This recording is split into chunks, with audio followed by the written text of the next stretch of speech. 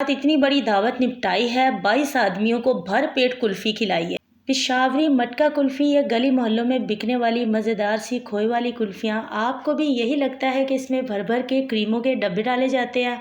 हर जगह आपको क्रीमों का ही तूफ़ान मिलेगा। आप खोए वाली कुल्फ़ी का टेक्सचर देखें, कितनी ज़्यादा ये क्रीमी है। दूर दूर तक इसमें किसी केमिकल का आपको नामो निशान नहीं मिलेगा। बड़ी ही मज़ेदार गली मोहल्लों में बिकने वाली, आपको भी पसंद है खोए वाली कुल्फ़ी, बना दें और आप इस तरीके की खोए वाली मलाई कुल्फ़ी खिला कर देखें, सबको लग पता जाएगा आपने बनाई है। अस्सलाम वालेकुम, मैं हूँ किरण और आप देख रहे हैं यूट्यूब चैनल किरण के खाने। खोए वाली कुल्फ़ी या फिर पेशावरी मटका कुल्फ़ी, इसे बनाने के लिए मैंने यहाँ पर 1.5 लीटर दूध का इस्तेमाल किया। वीडियो के स्टार्ट में मैं आपके साथ शेयर कर देती हूँ। देखें, 1 लीटर दूध से तो ये बनेगी, लेकिन आधा लीटर दूध इसमें अलहदा से भी इस्तेमाल हो जाएगा। मैंने 1.5 लीटर दूध को उबलने के लिए रख दिया। एक मीठा बन, अच्छा एक होता है बर्गर बन, जिससे हम बर्गर वगैरह बनाते हैं, ये है मीठा बन। ये भी हर इलाके में बहुत आसानी से मिल जाता है, पैकेट में एक ही होता है। हमारे इलाके में 50 रुपये का ये इस तरह का एक मीठे बन का पैकेट मिलता है। 1 लीटर दूध में आपने एक ही बन डालना है और इसमें से हम आधा लीटर अलहदा कर चुके हैं। माशाल्लाह से मैंने इतनी बड़ी दावत में 20 से 22 अफराद को ये कुल्फ़ियाँ जो हैं वो पेश की है। ऐसा नहीं है कि थोड़ी थोड़ी सबने खाई है, माशाल्लाह से अच्छी मिकदार में ये बनकर तैयार हुई है और सबने जी भर के खुश होकर खाई है। तो यहाँ पर इसे आपने अच्छी तरह से चम्मच के साथ मैश कर देना इसी के अंदर, और यह अब हल्की आंच पर पकेगा। यहाँ पर हमें इसे पकाने में बिल्कुल भी जल्दी नहीं करनी। आप वैसे इसे ग्राइंड करके भी इस्तेमाल कर सकते हैं, लेकिन मैंने इसी तरह से डाल दिया क्योंकि जैसे जैसे ये सॉफ्ट होता जाएगा दूध में खुद ब खुद ही ये नरम हो जाएगा। अब हल्की आंच पर पकाने का मकसद ये है कि इसका जो टेक्सचर है वो क्रीमी आए। अगर आप इसे हाई आंच पर पकाएंगे, एक तो कम मिकदार में बनकर तैयार होगी, जल्दी बनकर तैयार हो जाएगी और इसका टेक्सचर भी क्रीमी नहीं आएगा। तो जितनी आप हल्की आंच पर इसे पकाएंगे, पास ही खड़े रहकर आपने इसका ध्यान रखना है, क्योंकि एक साइड से ना ये उबलता जाएगा, इस तरह चूल्हे पर गिरेगा, चूल्हा भी ख़राब होगा, चीज़ भी हमारी ज़ाया होगी, सारा दूध गिर जाएगा। तो हल्की सी आंच पर भी आपको पास ध्यान रखना पड़ेगा इसका। अब यहाँ पर मैंने आधा कप चीनी लिया, चीनी को मैंने एक फ्राई पैन में फैला दिया है।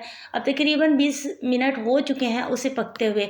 जब 20 मिनट हो जाए, हल्की आंच पर पकते हुए ना, बिल्कुल दम वाली आंच पर आपने दूध और इस तरह से बन को पकने देना है। उसके बाद आप 20 मिनट के बाद इस तरह से आधा कप चीनी को कैरमलाइज़ कर लें और चीनी को हाई या मीडियम आंच पर आपने छोड़ देना। बहुत जल्दी से ये कैरमलाइज़ हो जाती है। यहाँ पर ध्यान रखिएगा क्योंकि ये जल सकती है, ज़रा भी इसमें कड़वापन आ जाएगा तो सारी कुल्फ़ियों में भी कड़वापन आ सकता है। बस हल्की कैरमलाइज़ करनी होती है। अगर कोई कोई दाना चीनी का रह भी जाए ना तो उसे रहने दीजिएगा, ज़्यादा डार्क कलर हमने इसे नहीं देना।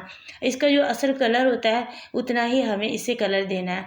और आधा कप चीनी मैंने इसलिए लिया है कि चीनी को जब भी कैरमलाइज़ करते हैं हम, तो उसमें हल्का सा मामूली सा कड़वापन आता है। तो कुल्फ़ी हो या आइसक्रीम हो, इसमें हम कंडेंस मिल्क वगैरह नहीं डाल रहे, तो इसलिए इसकी मिठास बिल्कुल ठीक है। इसलिए आधा कप मैंने चीनी इस्तेमाल किया, नॉर्मल घर के टी कप से। तो आप ले सकते हैं 60 या 70 ग्राम चीनी इस कुल्फ़ियों को बनाने के लिए। इंशाल्लाह इतनी बेहतरीन बनेगी, इतनी मज़ेदार ये आइसक्रीम बनती है। और बहुत सारे कमेंट्स आए थे कि आप भी, हम जब भी आइसक्रीम बनाते हैं चाहे क्रीम डालें, कंडेंस मिल्क डालें, फिर भी उसमें बर्फ़ आ जाती है। इसका टेक्सचर मैंने आपको दिखाया है, बनने के बाद बहुत बेहतरीन बनती है और खाने में बहुत लज़ीज़ लगती हैं। यहाँ पर देखिए, इसे पकते हुए तकरीबन 20-22 मिनट का टाइम हो गया है। अभी ये बहुत पतला है, अभी तक ब्रेड इसमें घुली नहीं है, तो मज़ीद मैंने इसे 10 मिनट और पका लिया। चीनी का जो कैरमल सॉस इसमें आप डालेंगे तो इस तरह से इसका कलर चेंज हो जाएगा और 25 से 30 मिनट लग सकते हैं आपको इसे पकाने में। ज़्यादा आपने इसे गाढ़ा नहीं करना। जब आप देखें हर तरफ से बबल्स इसमें बनना शुरू हो गए, आज आपने हल्की ही रखनी है। इस जगह पर आपने इसमें 100 ग्राम या 150 ग्राम फीका खोया डाल देना। वैसे फीके खोए की मिकदार आप इससे डबल भी कर सकते हैं, लेकिन फिर उससे ये होगा कि इसका टेक्सचर जो है वो क्रीमी नहीं आएगा, बस खोया ही खोया लगेगा खाने में। तो हम यहाँ पर खीर वगैरह नहीं तैयार कर रहे, हम तैयार कर रहे हैं कुल्फ़ी।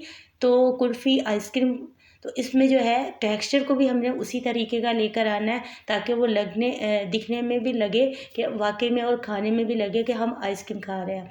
तो यहाँ पर इसे अच्छी तरह से खोए को डालने के बाद इसमें आपने मिक्स कर लेना है और ज़्यादा देर तक आपने खोए को डालने के बाद पकाना नहीं है। खोया मैंने फ्रीज़ किया हुआ था, इसलिए थोड़ा सा जमा हुआ था, तो यहाँ पर ये खुद से खुद मेल्ट हो जाएगा। इस जगह पर इतना ही गाढ़ा रखना है इसे, इससे ज़्यादा गाढ़ा आपने नहीं करना। मैंने चूल्हा बंद कर दिया, खोया खुद ब खुद ही इसमें मेल्ट होता रहेगा। यहाँ पर आपने इसे पहले अच्छी तरह ठंडा कर लेना और जब ये अच्छी तरह ठंडा होगा इस तरह से गाढ़ा हो जाएगा।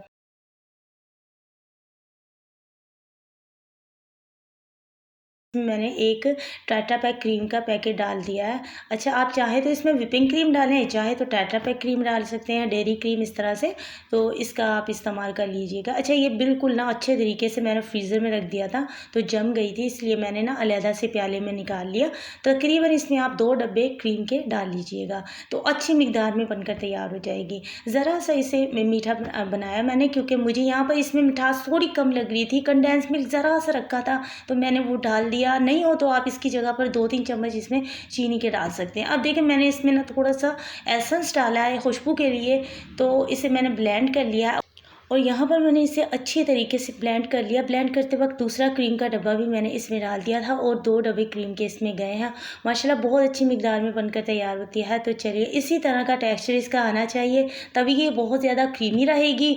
और अगर इस तरीके से आप बनाकर इसे आराम से 15-20 दिन के लिए भी फ्रीज़ रहने देंगे, तो ये बिल्कुल भी ख़राब नहीं होगी। इसमें ये पानी नहीं छोड़ेगी, बिल्कुल आइसक्रीम की तरह सेट रहेगी और बहुत मज़े की लगती है। अब यहाँ पर मैंने इसमें थोड़े से ना रोस्टेड बादाम डाल दिया।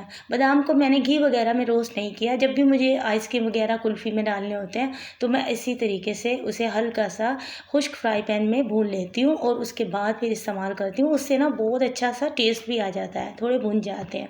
तो यहाँ पर मैंने इसमें खूब सारे बादाम डाले हैं। तकरीबन मैंने 100 या 150 ग्राम बादाम का इस्तेमाल कर लिया होगा इस कुल्फ़ी में, क्योंकि जैसे ही हम खाएँ ना, तो आती है मुँह में, बहुत मज़े की लगती है। और इस तरह के ग्लासेस में ना मैंने 2 तो उसी वक्त जो है ना थोड़े से जम गए थे, मैंने बच्चों को दे दिए थे। और यहाँ पर एक इस तरह के छोटे-छोटे ग्लास में भी आप इसे भरकर फ्रीज़ कर सकते हैं।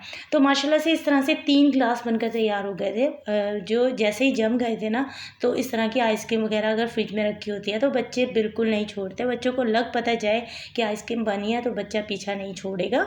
तो इसलिए मैंने पहले ही बच्चों के लिए वो अलहदा कर दिए थे, 2 जो है कप। और बाकी की ये सारी आइसक्रीम है जो मैं अभी मेहमानों के सामने पेश करने लगी हूँ। यहाँ पर मुझे ये सर्व करना था, तो मैंने कहा किसी को मुश्किल ना हो इसे, जब तक कि वो इस एक-एक करके कोई इसका स्कूप निकाले, तो इस तरह बहुत मुश्किल हो जाएगा। मैंने एक ट्रे ली और उसमें सारे इसके स्कूप निकाल दिए, ताकि सभी को इसे एंजॉय करने में जो है वो मज़ा आना चाहिए। उस वक्त बस सब लेंगे और खाते जाएंगे। तो यहाँ पर सभी को बहुत अच्छी लगी थी, सबको बहुत पसंद आई थी और सबने भर पेट खाया।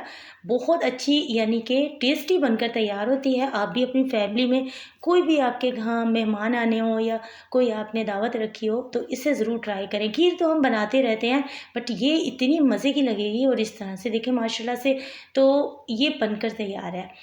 उम्मीद करती हूँ आज की रेसिपी आपको ज़रूर पसंद आई होगी। मिलते हैं नेक्स्ट वीडियो में। अब ये पिघल रही है तेज़ी से। Thank you for watching. अल्लाह हाफिज़।